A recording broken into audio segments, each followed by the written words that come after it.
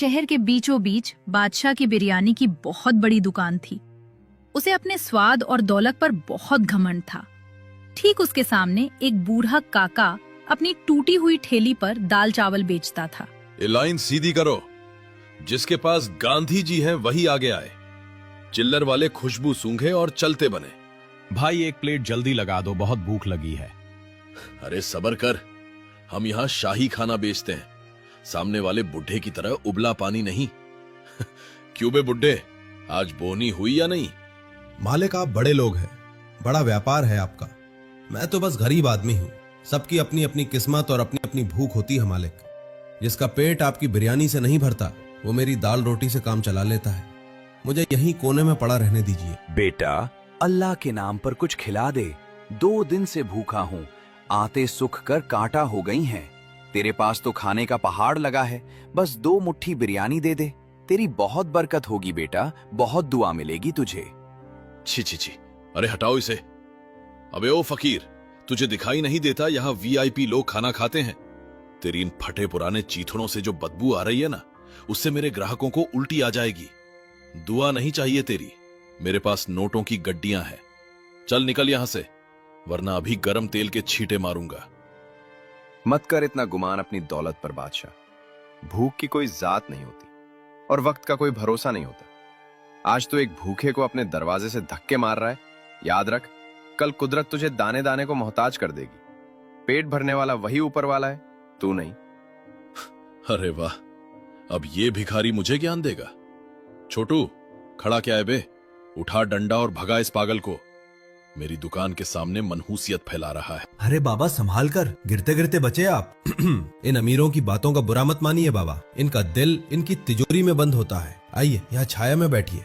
भूख, बहुत जोर की भूख लगी है बेटा। ऐसा लग रहा है जान निकल जाएगी। घबराइए मत बाबा, मेरे पास बिरयानी जैसा महंगा खाना तो नहीं है, लेकिन ये दाल चावल है। मैंने अभी अपने दोपहर के खाने के लिए निकाले थे, पर मुझसे ज्यादा जरूरत आपको है। ये लीजिए, पेट भरकर खाइए। पर बेटा, अगर तू मुझे खिला देगा तो खुद क्या खाएगा?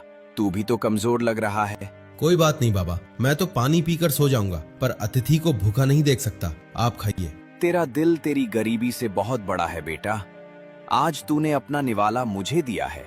ये ले, इसे अपनी दाल की पतीली में डाल देना। ये साधारण मसाला नहीं है। आज से तेरा खाना खाना नहीं, जादू होगा। दुनिया दीवानी हो जाएगी तेरे हाथ के स्वाद की। काका अपनी पतीली का ढक्कन खोलते हैं और सुनहरी भाप निकलती है। छोटू, अरे ओ कामचोर, इधर आ। ये मरे हुए जानवरों जैसी सलांद कहां से आ रही है? मेरी नाक के बाल जले जा रहे हैं। क्या तूने कल का बचा हुआ बासी खाना बिरयानी में मिला दिया है? अगर मंत्री जी के आने से पहले ये बदबू नहीं गई तो मैं तुझे इसी हांडी में पका दूंगा। सच सच बोल, क्या गड़बड़ की है तूने? मालिक, मेरी कसम ले लो, मैंने अभी अपनी आंखों के सामने बाजार से सबसे ताजा और महंगा मटन कटवाया है। मुझे तो खुद समझ नहीं आ रहा मालिक कि ये बिरयानी की खुशबू अचानक नाली की बदबू में कैसे बदल गई। ऐसा लग रहा है जैसे किसी ने काला जादू कर दिया हो। बकवास बंद कर। काला जादू नहीं, तेरी लापरवाही है ये। देख नहीं रहा, ग्राहक नाक सिकोड़ कर भाग रहे हैं। आज मेरी इज्जत का सवाल है। जा, जल्दी से 2 शीशी इत्र और गुलाब जल डाल दे। इस बदबू को खुशबू के नीचे दबा दे। मंत्री जी की नाक तक ये सड़ांध नहीं पहुंचनी चाहिए, वरना मेरा टेंडर तो गया समझो। अरे भाई, जरा रुको। क्या तुम्हें भी वो आ रही है जो मुझे आ रही है? उफ, ये कैसी दिव्य खुशबू है। ऐसा लग रहा है जैसे सीधा स्वर्ग से खाना बनकर नीचे आया हो। मेरे मुंह में तो पानी का झरना फूट पड़ा है यार। हाँ यार, पर यकीन नहीं होता। ये खुशबू उस बादशाह की बड़ी दुकान से नहीं, बल्कि उस काका की टूटी फूटी ठेली से आ रही है। चलो भाई, आज तो यही खाएंगे, चाहे जो हो जाए। दोनों दाल चावल छकते हैं।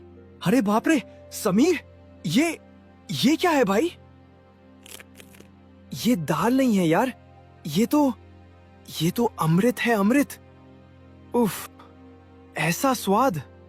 ऐसा लग रहा है जैसे बरसों बाद मेरी जुबान को मोक्ष मिल गया हो। भाई, इसमें तो मक्खन से भी ज्यादा चिकनापन है। कहा था ना मैंने, मुझे तो लग रहा है हम इतने सालों से उस बादशाह की दुकान पर कूड़ा खा रहे थे।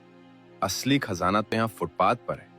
काका, ओ काका, सच सच बताओ, आपने इसमें क्या मिलाया है? क्या कोई जादुई जड़ी बूटी डाली है या सीधा सोना घोलकर डाल दिया है? ऐसी दाल तो मैंने अपनी दादी के हाथ की भी नहीं खाई। एक प्लेट और लगाओ काका, नहीं 2 प्लेट और लगाओ। कुछ नहीं बेटा, मैं तो गरीब आदमी हूँ। बस सब्र की दाल है और ईमानदारी का तड़का है। बाकी स्वाद तो उस ऊपर वाले के हाथ में है। सायरन के साथ मंत्री जी की गाड़ी रुकती है। बादशाह घबराया हुआ है लेकिन जबरदस्ती मुस्कुरा रहा है।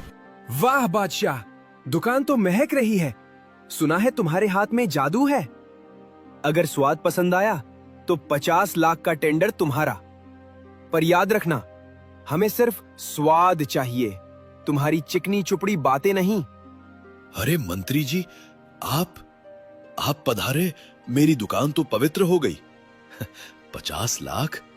अरे वो टेंडर तो आपकी जूती की नोक पर है हुजूर। आप बस एक निवाला खाइए। अगर आप उंगलियां ना चाटते रह गए तो मेरा नाम भी बादशाह नहीं। मैंने खास आपके लिए वो शाही मुगलाई हांडी बनवाई है जिसमें कश्मीरी केसर और ढेर सारा असली घी डाला है। लीजिए हुजूर, दिल थाम कर बैठिए। ढक्कन खुलते ही खुशबू की जगह काला धुआं बाहर निकलता है। मंत्री जी खांसने लगते हैं। ये क्या है बादशाह? ये धुआं कैसा है? क्या हमें जला हुआ खाना खिलाओगे? ये क्या भद्दा मजाक है? चावल कहाँ है? मटन कहाँ है? इसमें तो सिर्फ राख और काले पत्थर भरे हैं। क्या तुम हमें पत्थर खिलाना चाहते हो? राख? पत्थर? नहीं साहब, ये नामुमकिन है। मैंने खुद अपने हाथों से पकाया था। ये पत्थर कैसे बन गए? मेरी बिरयानी राख कैसे बन गई? खामोश! एक लफ्ज और नहीं। ये सिर्फ धोखा नहीं, हमारी तौहीन है। तुमने एक मंत्री को राख और पत्थर खिलाने की जुर्रत की है? इंस्पेक्टर, हथकड़ी लगाओ इस पाखंडी को। इसकी दुकान अभी सील करो और इसका लाइसेंस हमेशा के लिए रद्द कर दो। इसे पता चलना चाहिए कि जनता के साथ खिलवाड़ करने का अंजाम क्या होता है। सरकार, रहम, मेरे बच्चों की कसम, मैंने कुछ नहीं किया। मैं तो बिरयानी का बादशाह हूं। मैं अपनी ही बिरयानी में राख क्यों मिलाऊंगा? यह जरूर किसी दुश्मन की साजिश है या कोई काला जादू है हुजूर। मेरी दुकान मत बंद करो, मैं बर्बाद हो जाऊंगा। रुको, ये खुशबू कैसी है? अभी तो यहां सड़ांध थी, पर अब हवा में ये केसर और इलायची जैसी मिठास कहां से घुल गई? ऐसी महक तो मैंने आज तक शाही दावतों में भी महसूस नहीं की। मंत्री जी काका के ठेले के पास जाते हैं। बड़े मियां, सच सच बताओ, आज अपनी पतीली में क्या पका रहे हो? क्या कोई गुप्त खजाना छिपा रखा है? क्योंकि ऐसी खुशबू तो साधारण खाने से नहीं आ सकती। अरे नहीं सरकार, मुझ गरीब के पास खजाना कहाँ। मैं तो रोज की तरह सादा दाल चावल बेच रहा हूँ। ना इसमें कोई महंगा मसाला है ना घी। बस शायद किसी भूखे की दुआ और मेरी मेहनत का पसीना इसमें मिल गया है। माफ कर दीजिए अगर कोई गलती हुई हो। मंत्री जी काका की विनम्रता देखकर पिघल जाते हैं। वो उत्सुकता में एक चम्मच दाल अपने मुंह में डालते हैं। सुभान अल्लाह!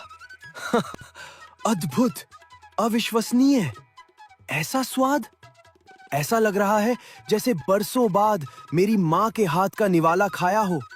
इसमें मसाले नहीं, ममता और ईमानदारी घुली है बाबा। सुनो सब लोग, असली बादशाह ये है, वो नहीं जो अपनी दुकान सजाकर बैठा था। ले जाओ उस मिलावटखोर को, उसे जेल की हवा खाने दो। और बाबा, वो 50 लाख का सरकारी टेंडर और कैंटीन का ठेका आज से आपका हुआ।